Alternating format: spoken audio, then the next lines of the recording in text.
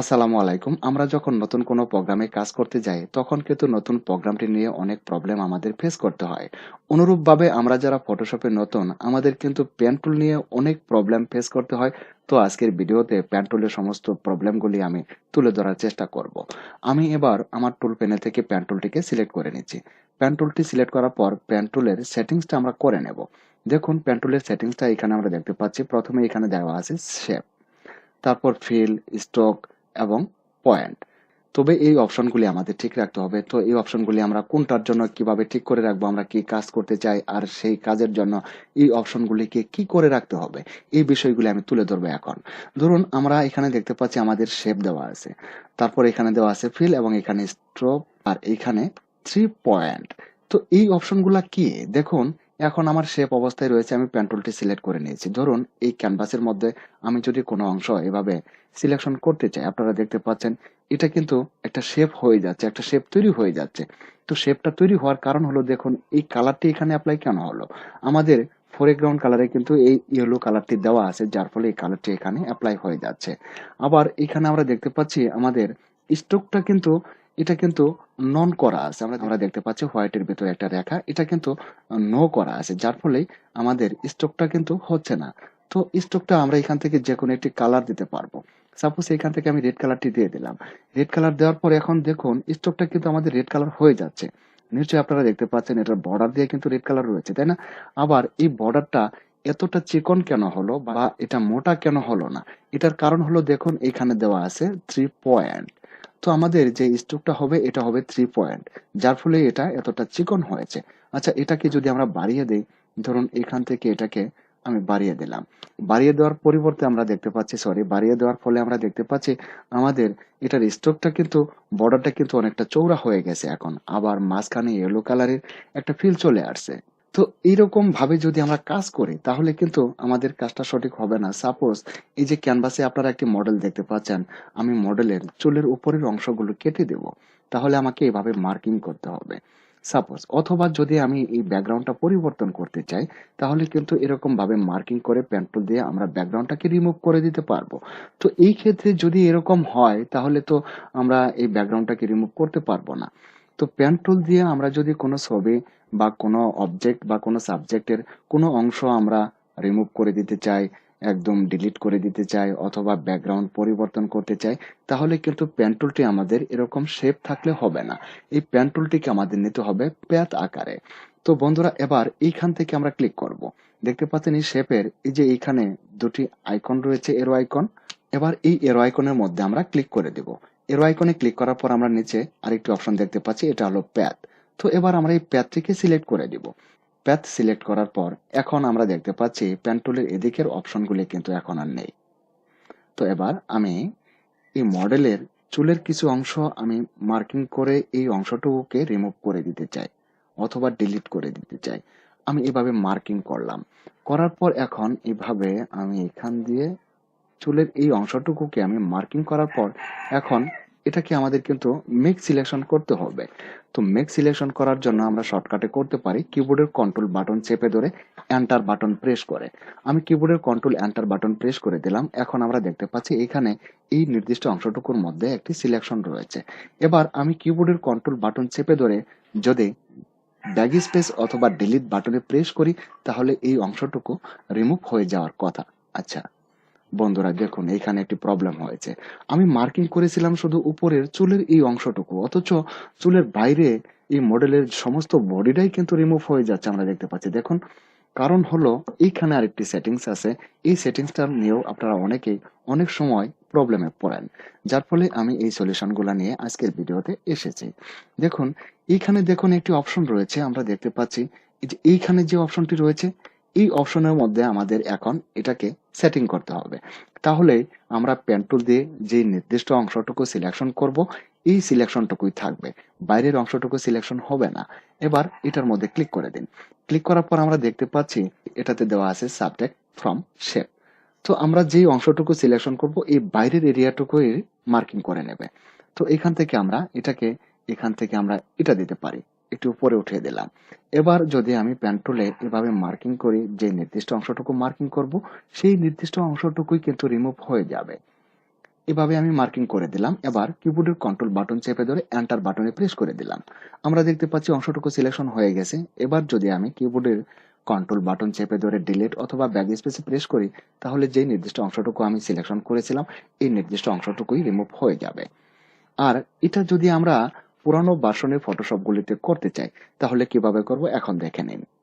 আমরা যারা পুরানো ভার্সনের ফটোশপ ইউজ করি তাদের জন্য এখন বিষয়টি আমি শেয়ার করব। আমি পুরানো ভার্সনের ফটোশপ থেকে পেন টুলটিকে সিলেক্ট করে নিয়েছি। পেন টুলটি সিলেক্ট করার পর পেন টুল দ্বারা পেন টুলের সেটিংসটা আমরা দেখে নেব। দেখুন এখানে পেন টুলের সেটিংসটা আমরা দেখতে পাচ্ছি।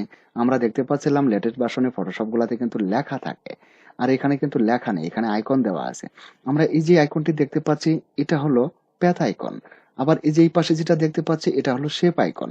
তো আমাদের প্রয়োজন প্যাথ আইকনের। আমরা যদি এখান থেকে শেপ আইকনে ক্লিক করে দেই, দেখতে পাচ্ছেন আমি এখান থেকে শেপ আইকনে ক্লিক করে দিলাম। শেপ আইকনটিকে সিলেক্ট করার পর এখন যদি আমি এখানে পেন টুল দ্বারা মার্ক করি তাহলে এটা শেপ হয়ে যাবে, দেখতে পাচ্ছেন। তো আমরা তো শেপ করব না। আর যদি আমরা কোনো কাজের জন্য কোনো শেপ তৈরি করতে চাই তাহলে এভাবে শেপ টুল নিয়ে আমরা এভাবে শেপগুলি তৈরি করে নেব। আর যদি আমরা কোনো সাবজেক্ট বা কোনো অবজেক্টকে পেন টুল দ্বারা সিলেকশন করে আমরা কোনো কাজ করতে চাই তাহলে আমাদের অবশ্যই প্যাথ সিলেকশন থাকতে হবে। তো আমরা কি করব, এখান থেকে প্যাথ সিলেকশনটি করে দেব। এখান থেকে প্যাথ সিলেকশনটি করার পর প্যাথ সিলেকশন দ্বারা আমরা পেন টুল দ্বারা এভাবে মার্কিং করলে আমরা সঠিকভাবে মার্কিং করতে পারবো। Control enter, then back space. দেখুন এই অংশটুকুর ব্যাকগ্রাউন্ড আমি পরিবর্তন করতে চেয়েছিলাম, এই অংশটুকুই ব্যাকগ্রাউন্ড পরিবর্তন হয়ে গেছে। তারপর দেখুন আপনি যদি কোনো একটি সাবজেক্টকে নিখুঁতভাবে পেন টুল দিয়ে মার্কিং করতে চান তাহলে কিভাবে মার্কিং করবেন। ধরুন আমি এখান থেকে শুরু করলাম, আমি এখানে একটি অ্যাঙ্কর পয়েন্ট বসিয়ে দিলাম। আপনারা দেখতে পাচ্ছেন এখানে কিন্তু একটি অ্যাঙ্কর পয়েন্ট বসে গেছে। তো অ্যাঙ্কর পয়েন্টটি বসার পর এবার কিন্তু আমি মাউসটাকে ছেড়ে দিয়েছি। ছাড়ার পর এবার ছবিটাকে আমি আরেকটু জুম করে নিচ্ছি। জুম করার পর নিখুঁতভাবে করব, তাই না? তো নিখুঁতভাবে করার জন্য আমরা দেখতে পাচ্ছি ছবিটার এই বর্ডার দিয়ে। তো এই যে দেখুন আমি কিন্তু এটা রাউন্ড করছি। তো রাউন্ড কিভাবে করতে পারছি দেখুন, আমি এটাকে আবার উঠিয়ে দিলাম। এখন কিন্তু আমি মাউসটাকেও ছেড়ে দিয়েছি। ছাড়ার পর এখন যদি এখানে একটা ক্লিক করি তাহলে এখানেই বসবে। এখানে একটা ক্লিক করলাম, এখানে একটি ডট বা অ্যাঙ্কর পয়েন্ট বসে যাবে। কিন্তু এটাকে যদি আমরা রাউন্ড করতে চাই তাহলে কিন্তু মাউস ছেড়ে দিলে হবে না। মাউসের বাম পাশে যে আমরা ক্লিক করে ধরবো, এখানে ধরলাম আমি, এখানে কিন্তু একটা অ্যাঙ্কর পয়েন্ট বসে গেছে। আমি মাউসটাকে ধরে আছি, মাউসটাকে ছাড়বো না। মাউসটাকে ধরে রেখে আমি যদি এটাকে এই হ্যান্ডেলটাকে এভাবে মুভ করি তাহলে কিন্তু আমাদের এই যে বর্ডারের একটি দাগ রয়েছে এই রেখাটি কিন্তু এরকম ভাবে রাউন্ড হবে। আমরা যেরকম খুশি সেরকম ভাবে এটাকে রাউন্ড করতে পারবো। তো এভাবে আমরা রাউন্ড করব। আমি বর্ডারের মধ্যে এখানে ক্লিক করে দিলাম। দেওয়ার পর মাউসটাকে ছাড়বো না। মাউসটাকে না ছেড়ে মাউসটাকে চাপ দিয়ে ধরে মাউসের বাম পাশে চাপ দিয়ে ধরে এটাকে যদি আমি মুভ করি তাহলে এভাবে মার্কিং করতে পারবো। এবার দেখুন এই যে বাড়তি একটি হ্যান্ডেল রয়েছে আমরা দেখতে পাচ্ছি, এটা হলো অ্যাঙ্কর পয়েন্ট।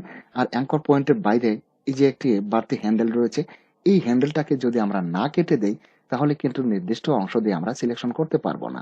সাপোজ এই হ্যান্ডেলটাকে আমি কাটবো না, না কেটে আমি যদি ছবির এই যে বর্ডার দেখতে পাচ্ছেন, এবার যদি আমি এখানে ক্লিক করি তাহলে কি দাঁড়ায় দেখুন। আমি এখানে ক্লিক করে দিলাম। এখানে ক্লিক করার পর আমরা দেখতে পাচ্ছি, দেখতেই পাচ্ছেন এখানে হ্যান্ডেলটি কিন্তু ভিতরে ঢুকে যাচ্ছে, তাই না? তো যদি আমরা এভাবে পেন টুল দিয়ে ধরুন ব্যাকগ্রাউন্ডটাকে রিমুভ করে দিতে চাই অথবা সাবজেক্টটাকে কপি করতে চাই তাহলে কিন্তু এভাবে হবে না। আমাদের এই যে বাড়তি হ্যান্ডেলটুকু রয়েছে এই হ্যান্ডেলটুকু আমাদের ক্লোজ করে দিতে হবে। এই হ্যান্ডেলটুকু আমরা কিভাবে ক্লোজ করব? এই হ্যান্ডেলটুকু ক্লোজ করার জন্য আমরা কিবোর্ডের অল্ট বাটন চেপে ধরবো। আমাদের কিন্তু পেন টুল সিলেক্ট করা, তাই না? আমরা কিবোর্ডের অল্ট বাটন চেপে ধরে এই অ্যাঙ্কর পয়েন্টের উপরে ক্লিক করে দিব। অ্যাঙ্কর পয়েন্টের উপরে ক্লিক করলে বাড়তি হ্যান্ডেলটুকু কেটে যাবে। এবার আমি এই পয়েন্টে ক্লিক করে দিলাম। এখন দেখুন আমার কিন্তু এই লাইনটি কিন্তু সোজা অবস্থায় রয়েছে, তাই না? তারপর আমরা এইখান থেকে এটাকে একটু রাউন্ড করতে হবে। আমি এই পয়েন্টের মধ্যে ক্লিক করে দিলাম। দেওয়ার পর দেখুন এখন কিন্তু হ্যান্ডেলটা আমার এই ভেতর দিয়ে চলে যাচ্ছে, তাই না? তো ভেতর দিয়ে আমি রাখবো না, এটাকে আমি একটু রাউন্ড করব। তাহলে মাউসটাকে ছাড়া যাবে না। মাউসটার বাম পাশে চেপে ধরে এভাবে এটাকে মুভ করুন, তাহলে দেখবেন এটা রাউন্ড হবে। যখন আপনি দেখবেন যে আপনার রাউন্ডটা একুরেট হয়েছে তখন আপনি ছেড়ে দেবেন। ধরুন আমি ছেড়ে দিলাম। তো এখন আমি এই মডেলটিকে সম্পূর্ণরূপে পেন টুল দ্বারা মার্কিং করে তারপরে ব্যাকগ্রাউন্ডটাকে রিমুভ করে দেব। ব্যাকগ্রাউন্ডটা কিভাবে রিমুভ করতে হয় অথবা ব্যাকগ্রাউন্ড কিভাবে চেঞ্জ করতে হয় এই বিষয়টা আপনারা একটু দেখে নিন। আমি এখন পেন টুল দ্বারা সম্পূর্ণ অংশটুকুকে মার্কিং করে যাচ্ছি। আমি এখান থেকে শুরু করে দিলাম। এখান থেকে শুরু করার পর আমি এভাবে পেন টুল দ্বারা এটাকে সিলেকশন করব। আপনারা একটু দেখে যান, আমি একটু সিলেকশনটা করে নিচ্ছি।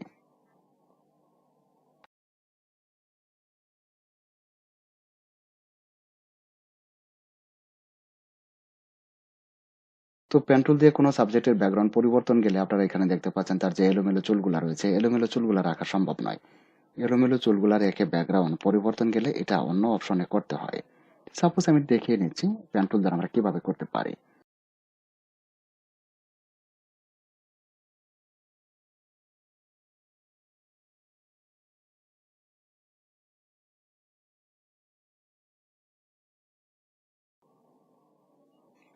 এবার এখানে আমি লাগিয়ে দিলাম। লাগানোর পর কিবোর্ডের কন্ট্রোল বাটন চেপে ধরে এন্টার বাটনে প্রেস করে দিন। কিবোর্ডের কন্ট্রোল এন্টার বাটনে প্রেস করার পর আমরা দেখতে পাচ্ছি যে অংশটুকু আমরা মার্কিং করেছিলাম এই অংশটুকুই সিলেকশন হয়ে গেছে। তো এই অংশটুকু সিলেকশন হওয়ার পর আমরা এখন কিবোর্ডের কন্ট্রোল বাটন চেপে ধরে যে বাটনে প্রেস করব। তাহলে এবার লেয়ার প্যানেলে দেখুন আমাদের দুটি লেয়ার হয়ে গেছে। এবার আমি মুভ টুলটিকে সিলেক্ট করে নিচ্ছি। মুভ টুলটি সিলেক্ট করার পর দেখুন আমরা এটাকে কপি করেছি। তো এখন আমি একটা ব্যাকগ্রাউন্ড নেব। আমি এখান থেকে ফাইলে ক্লিক করে দিলাম, তারপর ওপেন। ওপেন করার পর আমার ব্যাকগ্রাউন্ড কোথায় আছে আমার কম্পিউটার ড্রাইভে সেটা আমার জানা আছে। আমি আমার কম্পিউটার ড্রাইভ থেকে এখানে একটি ব্যাকগ্রাউন্ড নেব। সাপোজ আমি এই ব্যাকগ্রাউন্ডটাকে চুজ করে দিলাম। ওপেন। ওপেন করার পর এখন মুভ টুল দ্বারা আমি ব্যাকগ্রাউন্ডটাকে ধরবো। ধরার পর আমি এখানে ছেড়ে দিলাম। দেখুন তো ব্যাকগ্রাউন্ডটা আমার অনেকটা ছোট, তাই না? তো এটাকে একটু বড় করে নেব। আমি রিসাইজ করার জন্য কিবোর্ডের কন্ট্রোল টি বাটনে প্রেস করে দেব। কিবোর্ডের কন্ট্রোল টি বাটনে প্রেস করলে এরকম ট্রান্সফর্ম হয়ে যাবে। তো ট্রান্সফর্ম হওয়ার পর আমরা এটাকে ধরে এভাবে একটু বড় করে দিলাম। আমি সম্পূর্ণ ক্যানভাস জুড়ে এটাকে করে দিলাম, তারপর এন্টার বাটনে প্রেস করে ট্রান্সফর্মটাকে আমরা উঠিয়ে দিলাম। তো ট্রান্সফর্মটি ওঠানোর পর এবার দেখুন লেয়ার প্যানেলে আমাদের 3টি লেয়ার হয়ে গেছে। তো 3টি লেয়ারের মধ্যে মাঝখানে যে লেয়ারটি রয়েছে এটা কিন্তু ডুপ্লিকেট আর একটি কপি করেছি। আর এই যে উপরে আমরা দেখতে পাচ্ছি এটা হলো ব্যাকগ্রাউন্ড লেয়ার। এবার এই লেয়ারটিকে ধরে এভাবে এটার উপরে উঠিয়ে দিন। হয়নি, এবার হয়ে গেছে। দেখুন এভাবেই আমরা ব্যাকগ্রাউন্ডটাকে পরিবর্তন করতে পারি। এই যে সাবজেক্টটি আমরা দেখতে পাচ্ছিলাম, এই সাবজেক্টের পেছনে আমরা পেন টুল দ্বারা মার্কিং করে এটার পিছনে একটি ব্যাকগ্রাউন্ড চেঞ্জ করে দিয়েছি। তো বন্ধুরা ভিডিওটি এখানে শেষ করতে চাই। পরিশেষে একটি কথা বলতে চাই, আপনি যদি ফটোশপে নতুন হয়ে থাকেন আর যদি আপনি মোটামুটি ফটোশপ শিখতে চান তাহলে চ্যানেলটিকে সাবস্ক্রাইব করে বেল আইকনে ক্লিক করে রাখুন, যাতে করে এই চ্যানেলের প্রত্যেকটি নতুন ভিডিও আপনি সবার আগে পেতে পারেন।